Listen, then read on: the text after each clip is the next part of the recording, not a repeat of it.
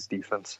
All right, and with the New England Patriots on the clock and maybe having a need at QB, why don't you give us your top 5 QBs in this draft? So for this class, I'm a little bit different from the consensus in terms of the back half of my top 5. But to start out, I'm pretty much chalk. I have Joe Burrow at number 1. As I talked about earlier, the way he wins is comfort in the pocket, and having that poise in the pocket is something that we don't see from some of the best QBs in the league. While he may not have the same insane arm talent of a Mahomes or Josh Allen, he does have that ability to manage himself in the game. I think when you look at skill set wise, he's very comparable to Jared Goff, but the thing that Goff and Burrow have very differently is Goff can't handle pressure at all, whereas Burrow is incredible in that regard. Number 2, I have Tua Tagovailoa. Some of the best hips in the game, which is why it sucks so much that he had a hip injury. I'm not going to look at it as a doctor. I can't tell you how he's going to play, how he's going to stay healthy. But in terms of skill set, there has been no more accurate QB as a prospect than Tua Tagovailoa, and that just shows constantly, time and time again. He's making incredible plays, works well in the pocket, has some issues dealing with pressure. When you look at the numbers, he has the same issues in dealing with pressure that plague guys like Rosen and Haskins. But I do believe that Tagovailoa has the capabilities of a stronger start to his career than those guys, and I think he will go on to be a very good quarterback for whatever team ends up with him. Number 3, I have Justin Herbert. Usually when it comes to these big project QBs, I'm out on them. I loved Mahomes, but Josh Allen didn't like him. Drew Lock didn't like him. And both of those guys have seemed to make me look very wrong in that regard. With Herbert, you can see all the skill set there. Maybe it's just learning from my mistakes, but I like Herbert more as a prospect in terms of refinement than both Allen and Locke. And I think in terms of overall arm talent and skill set, he's very similar to Allen, and I think he's better than Locke. So for number 4, I have Jacob Easton, who, again, is very similar to the developmental project type guy. He's got a crazy arm, and you got to think about the fact that a lot of his mistakes are just due to the fact that this is his first year starting at QB in a while. He was at Georgia, got injured, sat out for a whole year, then transferred to Washington. So you got to give him a little bit of time to have that refinement year. And I think he showed a lot of traits that would make teams very heavily want him. I think if you're a team that loves to pass the ball downfield, this is your guy. I do believe that he would be an excellent fit in Tampa Bay, sit behind Brady for 1, 2, 3 years, and then come in and be the guy. Number 5, I have Jake Fromm, which goes away from the athletic, crazy arm talent, ball of clay that you can turn into whatever you want. We kind of know what Fromm is. And maybe he doesn't offer the same upside in terms of what the overall product is, but I think he's very accurate. He had a down year this past year, but the offense was no match for his skill set. I think you get him in a team that can really just allow him to play in an Alex Smith type role, and I don't say that in a rude way. Alex Smith is a very competent starter. So you look at Fromm, I think he paints the sideline really well on out routes. I think he can move the ball solid. His arm strength is a little underrated at the moment, but there is still issues. But I think when you look at him, this is a guy that can come in and you can be comfortable about starting him at times.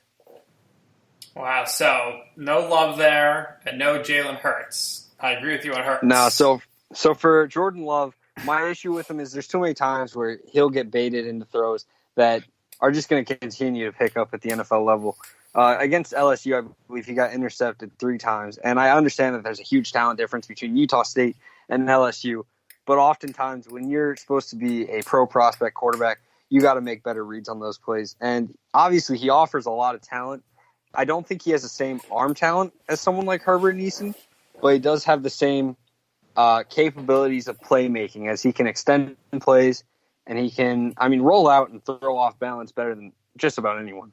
And then with Jalen Hurts, there's a lot of issues in terms of fitting the ball into tight windows. He has the arm strength to throw deep, but I don't think he has the arm strength to put it in windows that are deep. And he also has issues in terms of anticipatory throwing, which will plague his game until he develops that at the next level. Yeah, He does offer the ability to extend plays, which is I huge. see Hurts having like a Greg McElroy career, backup on the Jets or something. But I do really like your Herbert and Allen comparison. As Joe will tell you, I'm a big Josh Allen guy. The division is his for the taking now if he wants it. And I think he's really developing very well. And now he's got Stephon Diggs, so that should really help him down the field with his big arm. Herbert, they got some good targets out there with the Chargers, so I think Herbert would be in a good place for success. But Joe, what's your top 5 QB list for this draft? So I agree on the top 3. I agree with Mike's assessment of all the top players, right? So Burrow, I think he's spot on. I think the comparison to Jared Goff from a skill set standpoint is very good. But as we know, Goff has been essentially babied by Sean McVay in that offense for the first couple of years of his career. Not to say he's been bad. He's been very good. But one would question the overall ceiling of Goff had he not been drafted to LA and had he not had McVay to work with as a coach. Who knows where he would be right now if those breaks didn't necessarily happen for him. Remember, he was not good in his first season with Jeff Fisher there as head coach. So, but I like those comparisons for Burrow. Tua and Herbert, I both agree with. I love the Josh Allen comparison for Justin Herbert. The thing that I think separates Herbert from Allen is I think Allen coming in was definitely more streaky as a passer. His arm strength is undeniable, but I think there were questions regarding his short and intermediate accuracy and ability to hit those throws at the next level. Because Allen is the type of guy who he'll miss a throw, an easy out route from like 5 yards out, and it'll drive you crazy. But he'll hit that deep 50-yard ball, and he'll put like a little air under it, and you're like, oh my God, that's so pretty. And a lot of quarterbacks can make that 5-yard throw consistently and work on it. Not many quarterbacks can make that deep throw, which is what Allen can do, and which is what I think Herbert can do too. Here's where we start to differ a little bit. I like Jake Fromm a lot. I have Jake Fromm at number 4, and I think he's worthy of taking at the back end of the first round and into the second round. And the reason why is I agree with Mike. His accuracy, I think, is what's going to set him apart. I love the Alex Smith comparison. I think he's very Alex Smith in that regard, where he's got enough athleticism to make some plays, and his accuracy is consistent enough where he'll be able to just hang tight and start for multiple teams in the league. The team that I think Fromm makes a lot of sense for is the New England Patriots, because the Patriots have made a dink and dunk offense the staple of their dynasty. Remember, Brady, for all those years, while he was able to throw that intermediate throw and that deep throw pretty well, the bread and butter is him being able to hit those 5-yard passes, those 7-yard passes to guys like Wes Welker, to Danny Amendola, to Julian Edelman, on and so forth. And they use the backs a lot in that offense to catch the football. I think Fromm would be a great fit there. Because I definitely think. So let me ask Michael here then. Michael, what are your? I mean, obviously you just drafted last year, and you're a Patriots fan. Your thoughts on Jarrett Stidham? Where would he rank in with this class? So last year when I was looking at this class, I said there's 5 guys that I really believe have the potential to become franchise quarterbacks, and obviously some of these guys aren't going to become franchise QBs, but it's just the skill set for them was there for me, and those guys were Will Grier, Dwayne Haskins, Kyler Murray, and Jarrett Stidham, and I can't remember the other one right now. I'm sorry about that. But so Jarrett Stidham being there for me, being picked in the 5th round was something that I was very excited about. And I think in terms of prospect play, how they led up to being drafted, Fromm and Stidham are on very similar paths. You look at the fact that Fromm in 2018 was an incredible QB. He was on his way to beating Bama until they took the ball out of his hands and started just running the ball, consistently killing drives very early, getting Alabama the ball back, and then they ended up blowing the lead. Fromm is a guy that has stepped up multiple times in big games, but this last season, his final season in college, he showed a lot of issues.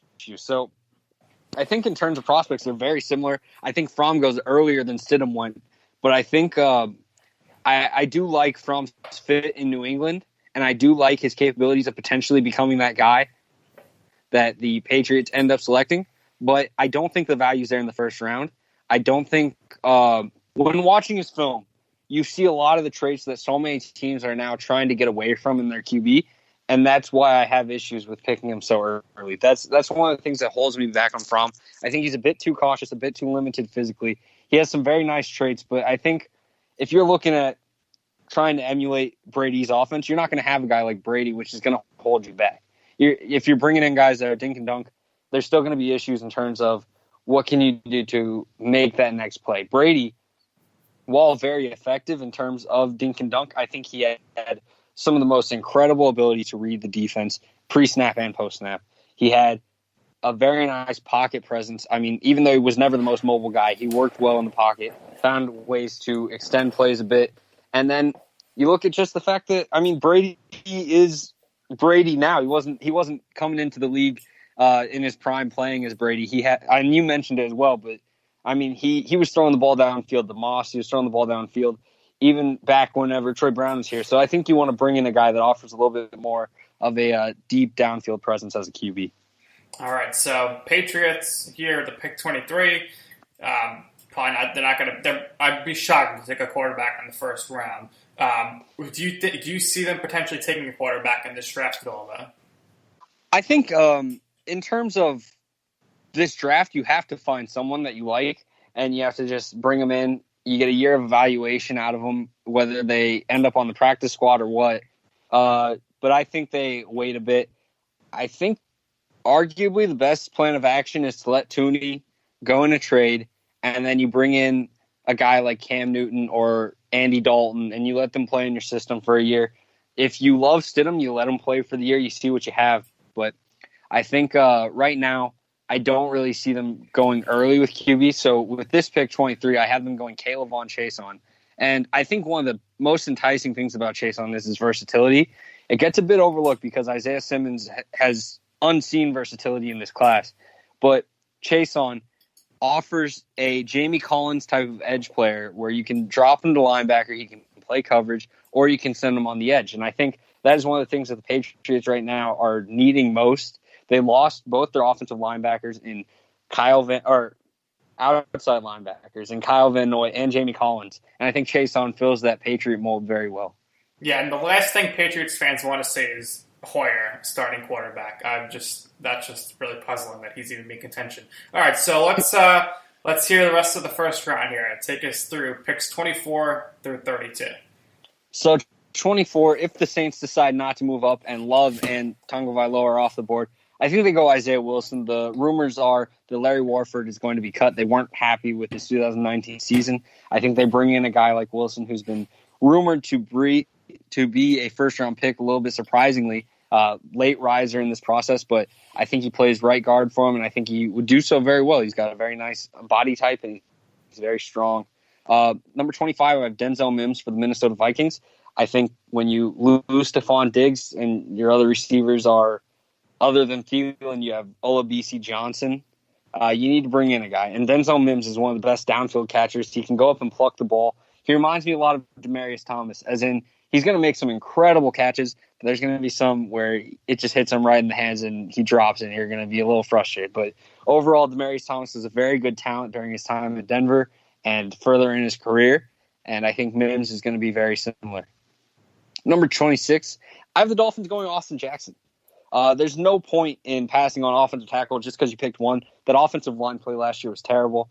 I think Austin Jackson can step in at left tackle. You got worse at right tackle, and you have your bookend tackles for the future.